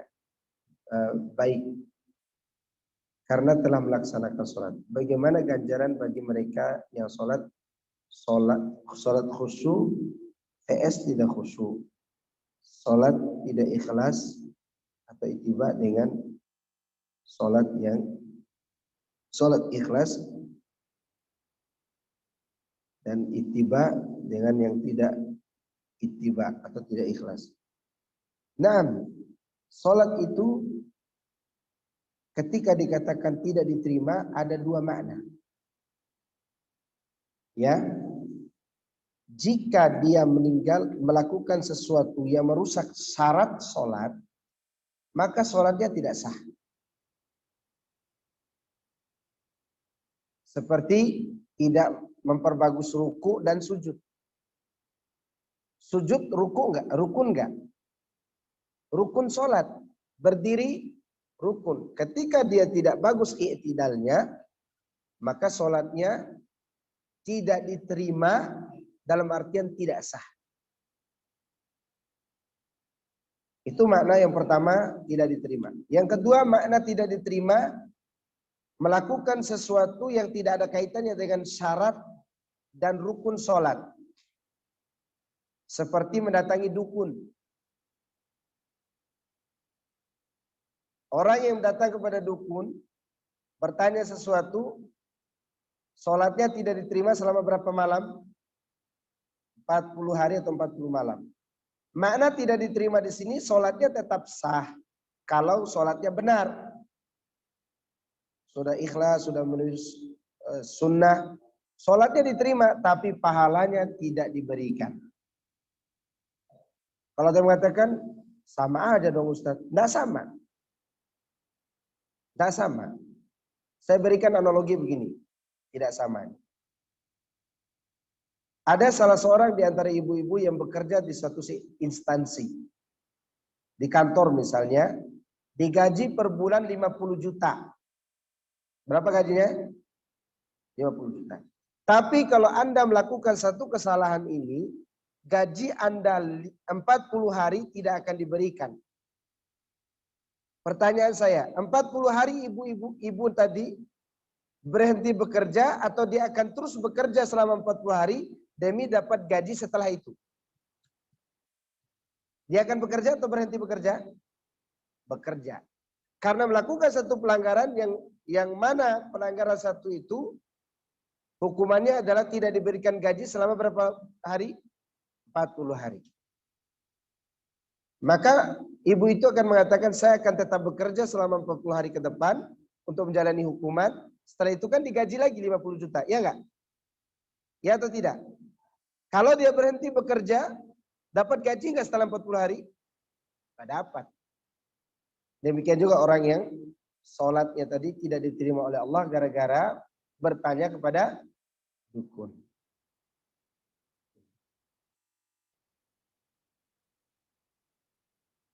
Demikian juga sholat khusyuk. Ada orang sholatnya khusyuk.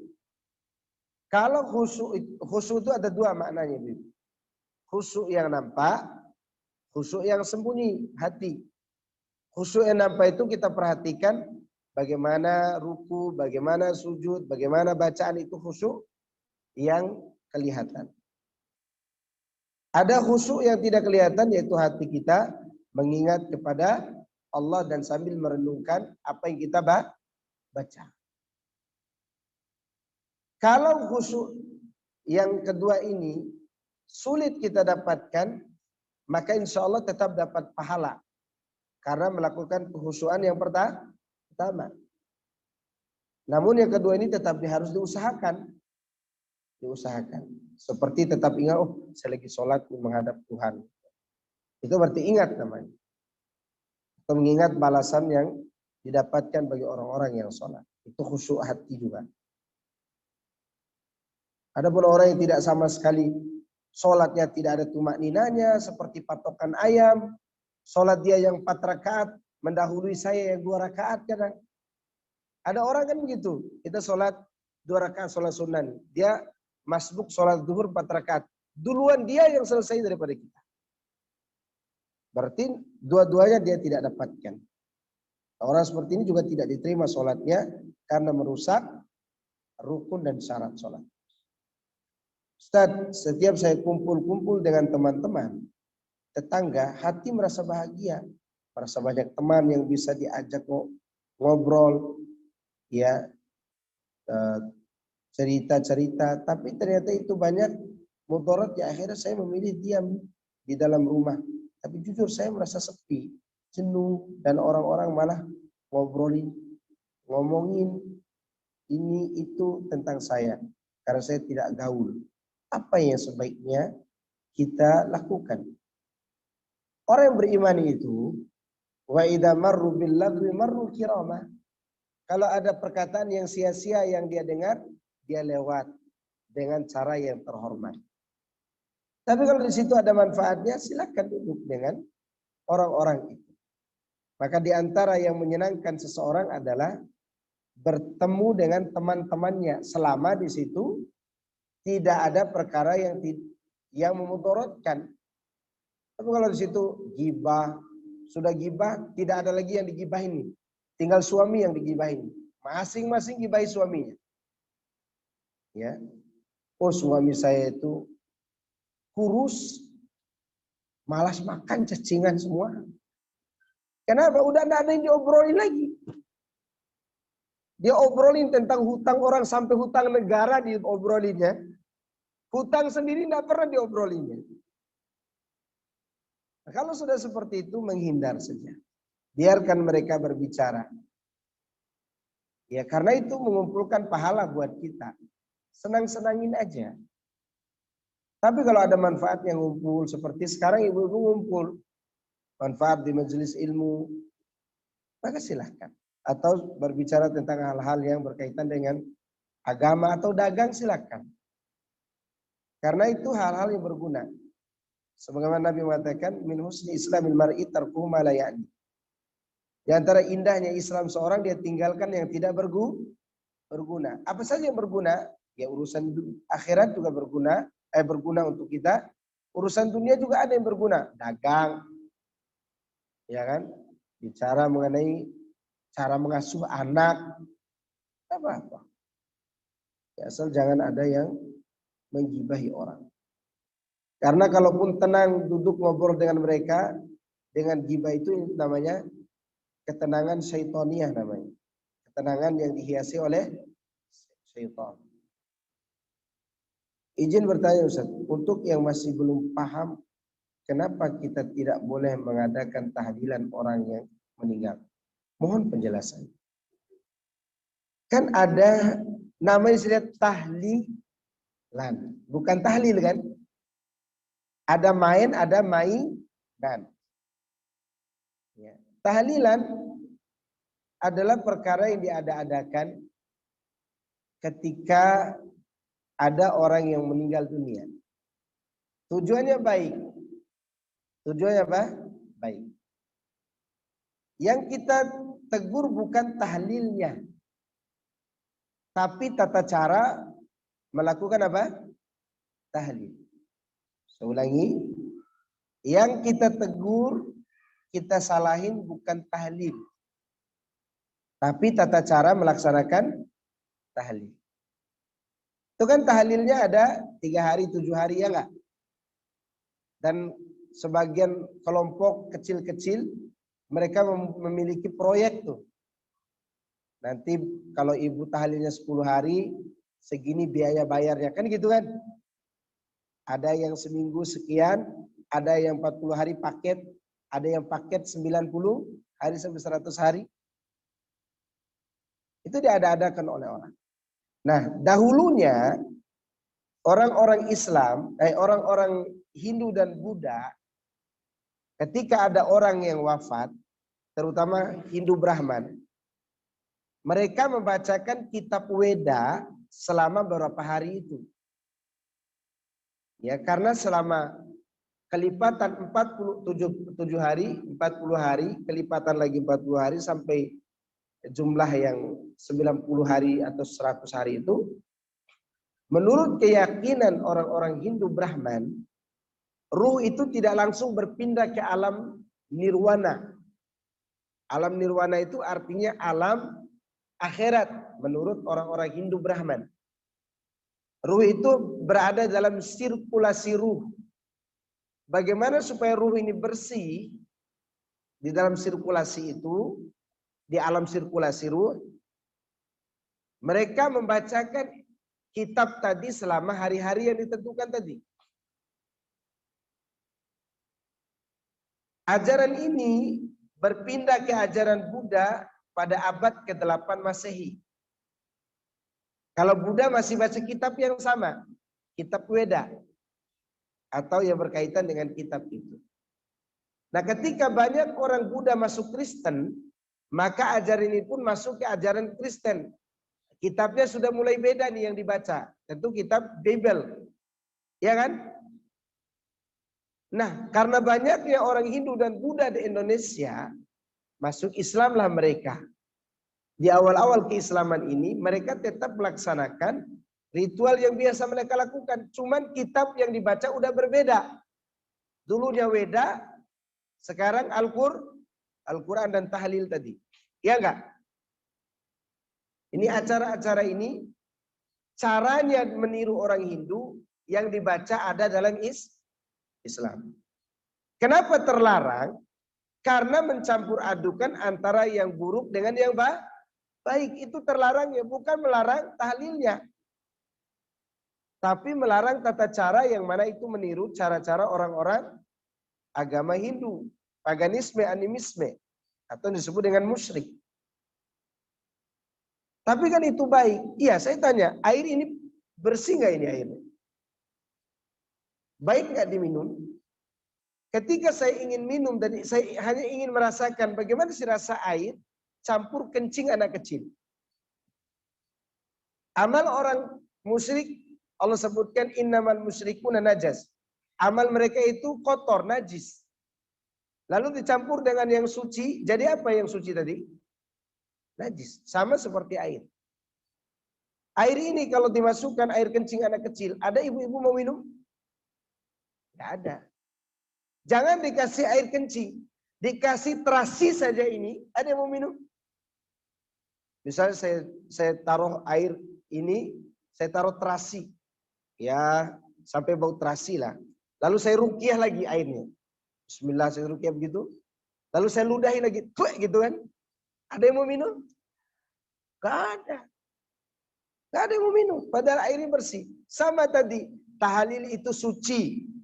Baca Quran itu suci. Tapi begitu caranya menggunakan cara orang-orang Hindu, jadi apa? Jadi terlarang. Jelas? Itulah makna firman Allah, wala talbisul haqqa bil batil. Jangan kau campur antara kebenaran dan kebatilan. Itu penjelasan mudahnya kenapa terlarang. Karena campur aduk. Bismillah. Assalamualaikum warahmatullahi wabarakatuh. Waalaikumsalam warahmatullahi wabarakatuh. Ustaz, apakah ada dalil yang sahih salawat Ahlul Kahfi yang viral di saat ini dan banyak dilantunkan anak-anak di sore hari? Saya belum pernah temukan dalilnya. Belum pernah temukan dalilnya. Kalau belum ada dalilnya ditemukan, kembali ke hukum asal. Hukum asal ibadah terlarang sampai menemukan dalil. Dan saya juga tidak paham itu apa yang diucapkan oleh mereka itu. Saya berusaha tuh mendengarkan dari masjid-masjid. Apa maknanya ini? Ya. Kalau yang tadi saya tahu maknanya. Karena jelas mereka katakan. Tawassalna bismillah wa bil hadi Rasulillah kan gitu kan. Wa kulli mujahidilillah bi ahlil badri ya Allah kan gitu. Tapi yang itu belum saya pahami apa sebenarnya yang mereka ucapkan. Kadang ada yang kerumun aja mulutnya itu. Yang penting itu. Yang nantinya ujung-ujungnya orang miskin mati, orang kaya mati. Gitu lagi nanti. Ya kan? Ini ujung-ujung gitu tuh. Nyanyi. Dan yang lebih parah lagi itu nanti nyanyinya ya toibah. Ya Thayyibah, kan gitu. Yang maknanya adalah menduakan Allah dalam masalah perbuatan Allah. Makna ya Thayyibah itu di bagian lantunan, ya Ali bin Abi Thalib innakum masdarul wahid. Wahai Ali bin Abi Thalib, di sisi engkaulah sumber rezeki, kata penyanyi. Berarti dia menduakan Allah dengan siapa? Dengan Ali dalam pemberian rezeki. Waliyadzubillah. Assalamualaikum Ustaz. Saya sering merasa depresi karena banyaknya ujian yang saya terima. Apakah dengan beristighfar saja cukup? Kesalahan-kesalahan saya akan diampuni oleh Allah. Iya. Anda terus bertaubat dan beristighfar. Tidak ada dosa yang tidak diampuni oleh Allah. Itu yakin. Selama nyawa belum sampai ke kerongkongan, kalau ada seorang melakukan dosa yang mana dosanya tidak mampu ditopang lagi oleh bumi, atau banyaknya membumbung tinggi ke langit, atau lautan berhasrat untuk menenggelamkannya, atau bumi ingin pecah gara-gara dosanya, maka ingat, taubat dan istighfar akan menghapus semua kesalahan. Ingat itu. Karena Allah mengatakan, "Qul ya ibadiyalladzina asrafu ala anfusihim la taqnatu min rahmatillah. Innallaha yaghfiru dzunuba jami'a. Innahu huwal ghafurur rahim." Allah manggil, katakan kepada hambaku, wahai hamba-hambaku yang melampaui batas, jangan putus asa dari rahmat. Sungguhnya aku mengampuni semua dosa. Semua dosa. Dan sungguhnya Allah Maha Pengampun lagi Maha Penyayang. Semua dosa diampuni Allah. Tenangkan dengan taubat, tenangkan dengan istighfar. Terutama sayyidul istighfar. Diulangi sayyidul istighfar pagi dan petang. Sambil Anda sedikit-sedikit merenungkan apa sih maksud daripada sayyidul istighfar. Anda baca maknanya, Anda tadaburi isinya, dan itu lebih menenangkan. Ya. Kemudian ingat dengan zikir-zikir yang saya sampaikan pada doa-doa sebelumnya. Ya muqallibal qulub tsabbit qalbi ala din. Atau la ilaha illallahul azimul halim. La ilaha illallah rabbul arsyil azim. La ilaha illallah rabbus samawati wa rabbul ardi wa rabbul arsyil karim. Atau doa sebelumnya, Allahumma inni abduka ibnu abdika ibnu amati nasiyati biyadika madin fiya hukmuka adlun fiya qada'uka. Allahumma inni as'aluka bikulli ismin huwa lak sammaita bihi nafsak aw anzaltahu fi kitabik aw 'allamtahu ahadan min khalqik aw ista'tharta bihi fi ilmi al-ghaibi indak an taj'ala al-Qur'ana rabi'a qalbi wa nura sadri wa jala'a huzni wa dhahaba hammi wa ghammi. Allah akan hilangkan keresahan dan depresi. Tinggal kita renungkan sedikit, ya, dan memperbanyak baca Quranul Karim. Kemudian pertanyaan berikutnya, Assalamualaikum warahmatullahi wabarakatuh. Waalaikumsalam warahmatullahi wabarakatuh. Apa yang harus dilakukan seorang istri yang memiliki suami yang suka melihat grup-grup, subhanallah, grup porno, ya, porno di Facebook. Padahal suami tersebut rajin beribadah, sudah kenal sunnah, kajian-kajian sunnah, selalu ia kejar dan dia ikuti, ibadahnya juga luar biasa. Mohon nasihat. Ini penyakit. Ini namanya apa? Penyakit. Penyakit seperti itu banyak berdoa kepada Allah. Minta kepada Allah agar Allah membersihkannya dari hati. Dan kalau bisa jauhkan dia dari HP. Ya masalahnya itu kaki tangannya. Tidak bisa dijauhkan dari HP. Jauhkan dia dari hal-hal yang membuat dia berbuat maksiat. Maka dinasihati dia untuk bertakwa kepada Allah. Ini menunjukkan bahwa rasa takut kepada Allah itu mahal. Mahal atau tidak? Yang bisa mengekang hawa nafsunya hanyalah rasa takut. Kalau dia mengaji tapi tidak dapat rasa takut kepada Allah, dia belum mengaji. Dia belum berilmu. Makanya Imam Ahmad mengatakan, Ketika ditanya apa itu ilmu, dia katakan khasyatullah, takut kepada Allah Azza wa Jalla. Oleh karena itu Allah katakan dalam suratul Nazi'at, wa amma man khafa maqama rabbih wa nahan nafsa 'anil hawa fa innal jannata hiyal ma'wa. Adapun orang yang mengekang hawa nafsunya, adapun orang yang takut kepada Rabbnya dan dia mengekang hawa nafsunya, dua hal yang harus beriringan. Takut dulu kepada Allah baru bisa mengekang hawa nafsu. Maka surgalah tempat kembali. Ya. Inna fi dzalika la'ibratan liman yakhsha. Pelajaran-pelajaran ilmu yang kita pelajari hanya diambil manfaat bagi siapa? Bagi yang takut kepada Allah. Dan orang yang takut kepada Allah balasannya apa? Bisa melihat wajah Allah. Sebagaimana Allah berfirman, "Man khasyar rahmana bil ghaib wa jaa'a biqalbin munib, udkhuluha bisalamin, dzalika yaumul khulud. Lahum ma yasha'una fiha wa ladaina mazid." Siapa saja yang takut kepada Ar-Rahman ketika dia sendirian dan dia datang bertemu dengan Allah membawa hati yang bertaubat. Masuklah kamu ke dalam surga untuk selama-lamanya. Bagi mereka dalam surga itu apa saja yang mereka inginkan. Lahum ma yasha'una fiha. Bagi mereka di dalam surga itu apa yang mereka inginkan. Waladaina mazid. Di sisi kami ada tambahan. Apa tambahan itu? Melihat wajah Allah. Modalnya man khasyar rahman. Takut kepada Allah ketika sendirian. Beritahukan kepada suami bahwa ngajimu selama ini tidak berguna, tidak bermanfaat kalau tidak takut kepada Allah Jalla dzikruh.